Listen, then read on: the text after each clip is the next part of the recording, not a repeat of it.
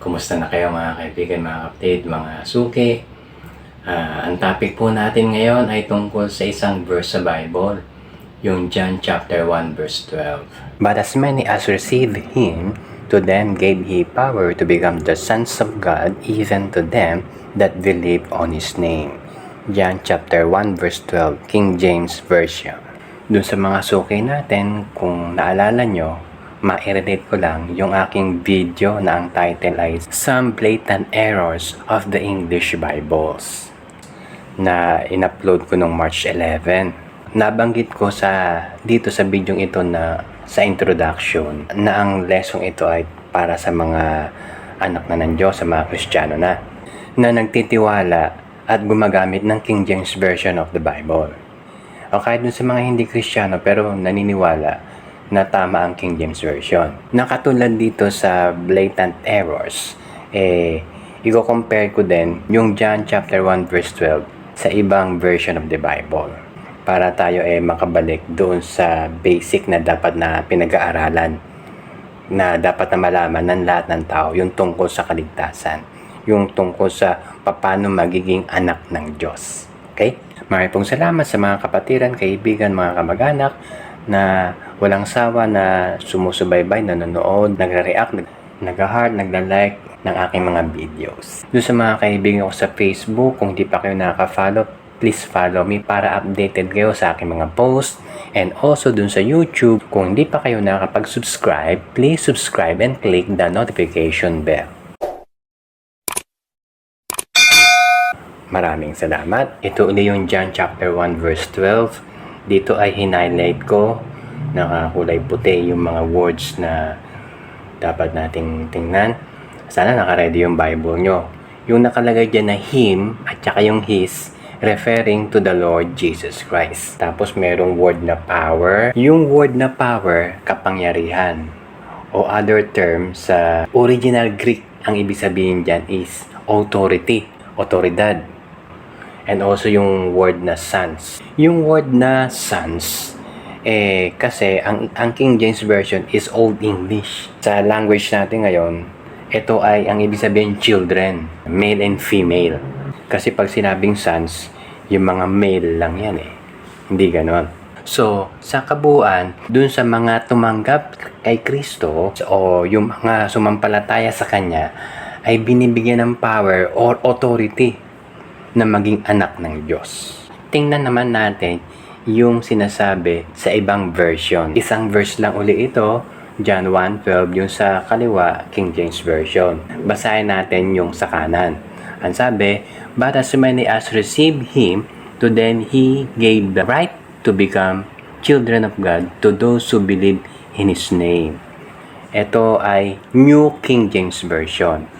At kamukha din ito ng ibang version na sinulat ko dito, NIV, ASB, NASB, ESB, AMP, TLE, CJB. Okay, so marami pa yan. Dun sa kaliwa, yung word na power naka-highlight. Ang katumbas niya dito sa kanan, sa New King James Version, ay right. Ibig sabihin, karapatan. Tapos merong naka-parenthesis o bracket, letter A. Kasi meron niyang footnotes dun sa kinopyahan ko na nakalagay dun yung meaning sa ibang version na katulad ng King James, nakalagay dun power. Nakalagay din sa ibang footnotes, authority. May mga modern version na ang nakalagay authority. Maganda yun, eksaktong meaning. Yung translation na right dito, sablay na ito. Kasi yung right o yung karapatan, pwede mong i-exercise o hindi.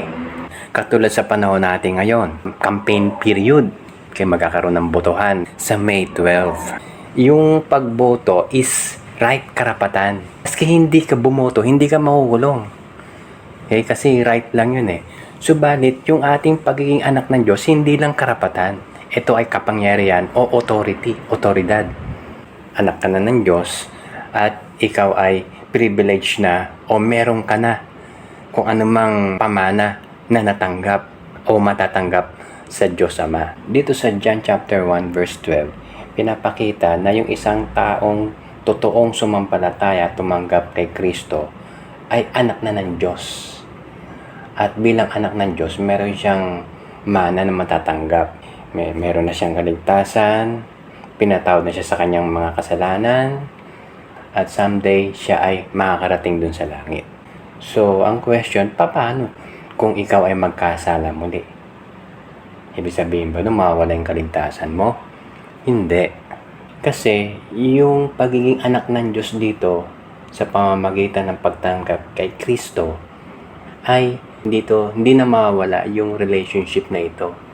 Kasi ito ay power, ito ay authority galing sa Diyos.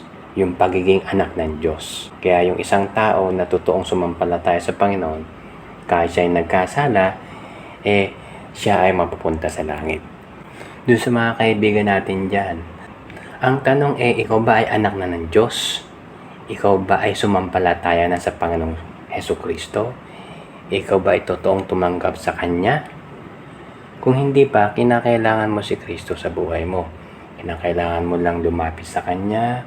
Aminin mo na makasalanan ka, pagsisihan mo yung iyong kasalanan, at tanggapin mo si Kristo sa buhay mo bilang Panginoong tagapagligtas. Ang sabi ng Bible doon sa Romans chapter 10 verse 13, na kapag ikaw ay tumawag, manalangin sa Kanya, ikaw ay maliligtas. For whosoever shall call upon the name of the Lord shall be saved.